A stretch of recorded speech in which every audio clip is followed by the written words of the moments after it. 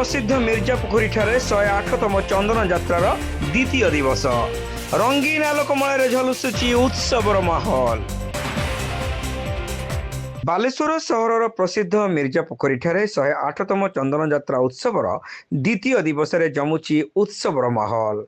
एही परिप्रेक्षी उत्सव आयोजन कमिटीर कार्यकारी सभापति डॉक्टर लक्ष्मीनारायण महांती द्वितीय संध्यार आयोजित कार्यक्रम को आनुष्ठानिक भाव उद्घाटन करने सहित माणिकम गोपालगाँ एवं सुएलपुर समेत आखपाख अंचलवासी मिलित उद्यम आयोजित होता चंदन यात्रार सफलता कामना करथिले। सार्वजनिक आम सुएलपुर माणिकम गोपालगाँ चंदन कमिटी आयोजक हो 8 दिन धरिक हम एवं सेटा पूर्णिमा दिन 1 तारीख पूर्णिमा 2 तारीख दिन आम उद्यापन करने चाहूँ। द्वितीय संध्यार पदार्पण एठी रंगानी कार्यक्रम हो सबुदिन आमर भजन एवं रंगानी मेलोडी एवं यात्रा एवं दोली व्यवस्था अच्छी।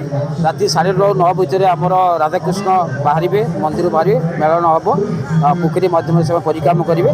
ये हूँ आमर कार्यक्रम एवं मु समस्त को अनुरोध करी दर्शक मैंने जो मैंने आसी बुलूँ मिर्जापुर कमिटी मिर्जापुर जो मैंने दर्शक आसी उपभोग कर निज निज साथी सुखा सह निज निजर साथी सह से उपभोग करूँ एवं आपण मान को अनुरोध करुच्ची जे ये जो जिते भिड़ हम से आपंकर आर एरिया रोचे समाधान रोचे दर्शक निजर कमिटीर सभापति पद्मलोचन लेंका कार्यक्रम में पौरोहित्य करने सहित मिर्जापोखरी चंदन यात्रार पृष्ठभूमि संपर्क में आलोकपात करथिले।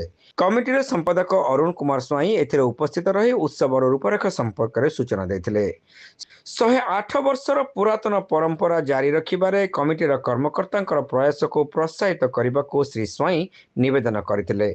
सरोज कुमार लेंका, मनोज दास, अबस दास, नारायण दत्त, सौर्य सुंदर सेन, प्रभात महांती, अविनाश स्वाई, देवानंद राउत प्रमुख कमिटीर कर्मकर्ता मंचासीन थिले। ଏହି ଉତ୍ସବ ପାଳନରେ ଅତ୍ୟଧିକ ଜନଗହଳି ହେବା ସମୟରେ ଶାନ୍ତି ଶୃଙ୍ଖଳା ରକ୍ଷା ପାଇଁ ପ୍ରଶାସନ ସହିତ ଜନସାଧାରଣଙ୍କୁ କର୍ମକର୍ତ୍ତାମାନେ ନିବେଦନ କରିଥିଲେ। କାର୍ଯ୍ୟକ୍ରମରେ କମିଟିର ସହ ସମ୍ପାଦକ ଅନୁପ ସ୍ୱାଇଁ ମଞ୍ଚ ପରିଚାଳନା କରିଥିବା ବେଳେ ଉପସଭାପତି ଶ୍ରୀକାନ୍ତ ବୁଗୁଡାଇ ଶେଷରେ ସମସ୍ତଙ୍କୁ ଧନ୍ୟବାଦ ଅର୍ପଣ କରିଥିଲେ। ତେବେ ଚନ୍ଦନ ଯାତ୍ରାର ଦ୍ୱିତୀୟ ସନ୍ଧ୍ୟାରେ ସ୍ଥାନୀୟ ମିଶ୍ର ସାହିରୁ ଶ୍ରୀ ମଦନ ମୋହନ ବିଗ୍ରହଙ୍କୁ ଏକ ଶୋଭାଯାତ୍ରାରେ ଗ୍ରାମ ପରିକ୍ରମା କରିବା ପରେ ନାବକୁ ଆଗମନ ଏବଂ ନାବକଳି ଅନୁଷ୍ଠିତ ହୋଇଥିଲା।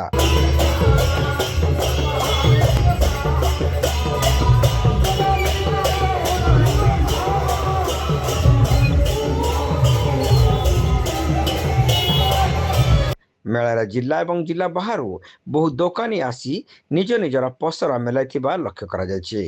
उत्सव सांस्कृतिक कार्यक्रम भाव संगीत विचित्रा कार्यक्रम अनुष्ठित होता।